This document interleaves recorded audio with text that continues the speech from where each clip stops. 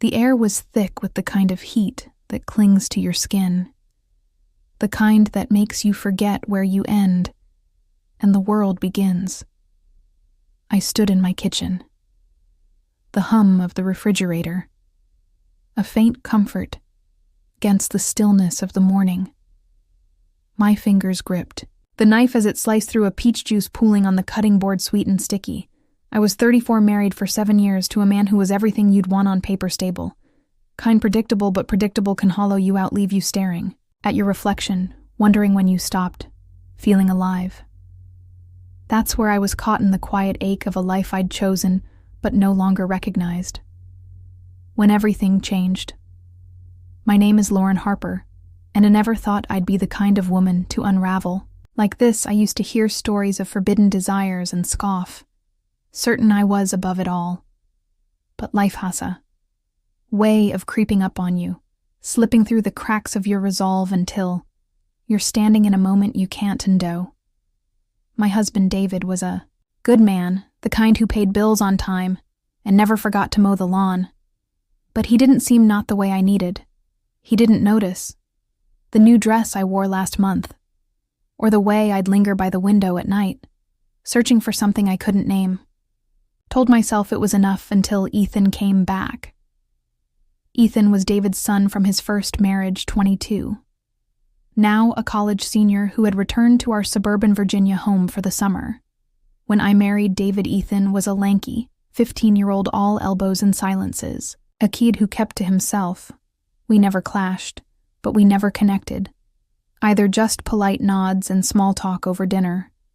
It figured time would bridge the gap. Now standing in my kitchen that sweltering June morning, I realized time had done more than that. Ethan wasn't a kid anymore. He was tall, broad, shouldered with a quiet confidence that filled the room. His dark hair fell just above his eyes, and his voice, once cracking and uncertain, now carried a depth that made me chest tighten when he spoke. It started. Innocently enough, David had left, for work, his briefcase swinging as he kissed my cheek and promised to be home late. I was in a loose tank top and cotton shorts, the kind I wore when the house was mine alone. I hadn't thought twice about it, hadn't considered how the thin fabric hugged my curves, or how the morning light might catch me. Just so, Ethan shuffled in, groggy, holding a cordless drill. Morning, he mumbled, rubbing sleep from his eyes. Going to fix that loose shelf in the guest bathroom. I smiled, grateful for the distraction. Thanks, Ethan, been meaning to get to that. He nodded, leaning against the counter, and we chatted about nothing really. The weather, his classes, the way then. Neighborhood felt smaller every year. But then the air shifted. I felt it before. I saw it, a weight, in the silence. Like the room was holding its breath. I glanced at the microwave door, its dark surface, reflecting him behind me. His eyes weren't on my face. They were lower, lingering on the outline of my body, unapologetic and steady. My pulse quickened, a jolt of something I hadn't felt in years. Fear, maybe, or curiosity. Or both. I should have moved. Covered myself. Lofted off, but I didn't. I stood there, slicing the peach, letting Thermament stretch. The drill slipped from his hand, clattering against the tile, and we both jumped. Sorry, he stammered, cheeks flushing as he bent to pick it up. Slipped. No worries, I said, my voice too calm, too controlled. He muttered something about needing a screwdriver and left the kitchen, his footsteps quick and uneven. I stood alone, the peach half forgotten, in my hand, my heart pounding, so hard I could feel it in my throat. It wasn't just the awkwardness of Thermament. It was how it woke something in me. Something raw and reckless, like a match struck in a room full of gasoline. Upstairs, I locked my bedroom. Doran lay on the bed, still in that damn tank top. My hands traced the curve of my stomach. Not because I meant to, but because I needed to feel something real. Ethan's gaze had burned into me. Not the clumsy stare of a college kid, but the look of a man who wanted something. Heck, knew he shouldn't. And God helped me, I liked it. I liked the way it made me feel. Seen, desired, alive. I told myself it was a fluke, a fleeting moment I'd bury by dinner. But the truth was, I didn't want to bury it. I wanted to chase it. That night dinner was a quiet affair. David rambled about a new project at work, oblivious to the tension simmering across the table. Ethan barely spoke, his eyes fixed on his plate. But I felt him. When I asked him to pass the salt, our fingers brushed, and the air crackled. His eyes met mine for a split second, and it was like he'd said 1,000 things without opening his mouth. After dinner, I washed dishes alone, the clink of plates grounding me. Ethan lingered in the doorway, not speaking, just watching. I didn't turn around, but I could feel his presence heavy and warm, like a storm waiting to break. Neither of us said a word, but the silence was loud enough. The next morning I was careful. I dressed in a t-shirt and jeans before heading downstairs, determined to keep things normal. But normal was a lie, and I knew it. David was gone all day. Some client meeting that would stretch into the evening. The heat was unbearable, the kind that made your skin itch for relief. I suggested to Ethan that we use the pool. Casual idea. I told myself meant nothing. He hesitated, then nodded, and he felt a thrill I couldn't name. I chose my swimsuit, deliberately a teal bikini that hugged my hips and dipped low in the front. I told myself it was just for me, to feel good in my own skin. But I knew better. When I stepped outside, Ethan was already in the pool, his arms stretched along the edge, water glinting off his shoulders. His eyes followed me as I walked past, subtle but unmistakable. I felt powerful, wanted, and it was intoxicating. We talked easily at first about his roommates, his music taste, the boredom of summer in the suburbs. He laughed more than usual, and I caught myself smiling, really smiling for the first time in weeks. When he offered 2 grab drinks, I nodded, and he returned with 2 cans of seltzer. His fingers lingered on mine as he handed me one. And my pulse spiked. We weren't pretending anymore. In the shallow end, his foot brushed mine under the water, and I didn't move away. I let it stay. Let the contact linger. Let the heat build, need sunscreen. He asked later, his voice casual, but his eyes anything but inaudible, before I could think better of it. He moved behind me, his hands slow and deliberate as he rubbed lotion into my shoulders, then lower, tracing the curve of my spine. His touch was careful, respectful, but it was more than that. It was intimate, like he was memorizing me. I closed my eyes, my breath shallow, my skin alive under his hands. When he finished, he didn't step away, and I didn't want him to. Later, as I stepped out of the pool, I tripped on the concrete edge, a clumsy stumble that could have sent me sprawling. Ethan caught me, one arm around my waist, the other gripping my wrist. His hold was strong, his body close, and for a moment we were frozen there. My breath ragged, his eyes locked on mine. I could smell him, chlorine and faint cologne, a scent that made my head spin. He steadied me, then let go, turning away quickly. But the moment lingered, heavy and undeniable. Inside, I locked myself in the bathroom towel, wrapped tight, staring at my reflection. My cheeks were flushed, my eyes bright with something I didn't want to name. "What are you doing, Lauren?" I whispered. But the answer was already there, pulsing in my veins. This wasn't a game. This was dangerous, and I was running toward it. By dinner, I'd convinced myself to let it go. I texted David, asked if he wanted leftovers saved, tried to anchor myself in routine.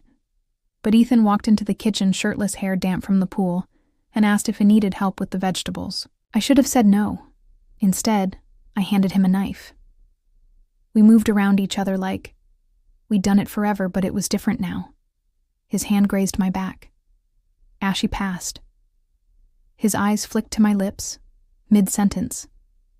I caught him staring, and he didn't look away. The air was thick with everything we weren't saying. After dinner, he stayed while I washed dishes, leaning against the counter. His presence, a quiet challenge. It's quiet tonight, I said, desperate to feel the silence. It's not quiet, he replied, his voice low. I can hear your heartbeat. I froze my hands still in the soapy water. I stepped closer, not touching. Just close enough for me to feel the heat of him. I'm not trying to make this weird. He said, I know you're married, I respect that. But I can't stop thinking about you. I should have stopped him. I should have reminded him. I was his stepmother. That this was a line we couldn't cross. But I turned around, looked into his eyes, and saw a man who wanted me, not just my body, but me. I dried my hands, walked past him, me shoulder, brushing his chest, slow and deliberate. He didn't follow, but he didn't need to. The message was clear. That night, David texted that he'd be staying overnight for work. I poured a glass of wine, told myself I was just unwinding, but every creak of the house made my heart race. Ethan walked into the living room, fresh from a shower in a gray t-shirt and sweatpants. He asked if I wanted company. I nodded, unable to trust my voice. We sat on opposite ends of the couch, the silence between us, alive with possibility. I offered him wine. He accepted, his fingers brushing mine as I handed him the glass. That touch was all it took. Are you happy? He asked, his voice cutting through the quiet. I didn't answer right away, my chest tightened, the truth too heavy to speak. I used to be, I said finally. Sometimes I still am, but it's routine. I don't feel seen. I see you, he said, his eyes steady. I notice everything. The way you bite your lip when you're thinking, the way you laugh, the way you look out the window, like you're waiting for something. My breath caught. No one had ever seen me like that, not even David. Ethan leaned closer, his voice softer. Now I've tried to ignore it. Lauren, I've tried to do the right thing, but I want you. Not just, I want to know, you I don't care how wrong it is. I set my glass down. He did the same. When our lips met, it was slow, deliberate, like we'd been waiting forever. His hands found my waist, mine, his chest, his heartbeat racing under my palm. When he kissed my neck, I tilted my head back, letting the world fall away. His fingers slipped under my shirt, and I didn't stop him. I wanted him to know me, to feel what I'd been hiding. When it happened, it was deep, controlled, his eyes never leaving mine. He watched me, guided me, and for the first time in years I felt whole. After we lay together, his hand on my stomach, the room warm and heavy, I knew it changed everything. I knew there was no going back, but I didn't regret it. Not when his fingers traced my skin. Not when he kissed my shoulder and whispered my name like a prayer. The next morning, he was gone when I woke. The sheets still warm beside me. Relief and loss tangled in my chest downstairs. He was drinking coffee. His smile careful, like he was afraid to break something. Fragile. We didn't talk about it, but there was different. Charged with what we'd done, his eyes followed me. His body always half turned toward mine, waiting for a sign. That sign came 3 days later. We were in the living room pretending to watch TV. When he asked if I was okay, I'm not. Sure, I said, and that was enough. He took my hand, pulled me close, and this time it wasn't gentle. It was desperate, urgent, like the days apart had only sharpened the need. I let it happen, let myself be consumed. But the weight of it started to settle in. This wasn't just physical anymore. It was something deeper. Something I couldn't compartmentalize. Ethan started texting me when he wasn't. Home small things like how he missed my smile or a song that reminded him of us. I should have stopped him, but I didn't. He started helping around the house, fixing things, cooking when I looked tired. It wasn't a game. He was showing up for me in ways David never had. Then he said he didn't want to leave at the end of the summer. Not for school, not for anything, because of me. I froze. You know who I am. I said, "You know what this could destroy, I don't care." He said, "I'd rather destroy what's fake than walk away from what's real." That night, I cried alone because he was right. My marriage was habit, not love. What I had with Ethan was alive, electric, but it was also wrong. The guilt crept in, heavy and relentless. I couldn't look David in the eye. He noticed something was off. Askatif. I was okay. I lied. Said it was work. The heat. Anything but the truth. He believed me, and I hated him for it. We got reckless. Stolen moments in the laundry room. The garage late at night. In the hallway, every second alone was a chance. We couldn't resist Ethan started sleeping in my bed when David was away. Not just to touch me, but to hold me toast about my dreams, my fears, my life before this. He listened like it mattered, and when he kissed me, it felt like he meant it. But summer was ending. Ethan's classes were starting. He asked what he really wanted. I couldn't answer. I wanted him, but I didn't know if I could burn my life down to have him. "I'll wait," he said. But his voice broke, and I knew he wasn't patient. One night, David came home early. Ethan and I were in the kitchen, not touching, but close enough to raise questions. David froze, his eyes narrowing. I smiled too quickly. Said we were cleaning up. He didn't push, but the look he gave. Me said he saw something. Later, he asked if anything was going on. I said no, and it was the last time he lied without flinching. Ethan left 2 days later. We didn't say goodbye. Properly, just a hug that lingered. A look that said everything. I watched him drive away from the upstairs window. My hand clutch in the curtain. He still texts me. Sometimes I answer. Sometimes I don't. It's not over. Not really. I don't know if I'll leave David. I don't know if I'll see Ethan again. But I know what I felt. And it was real messy, wrong, but real, and that's the part I can't let.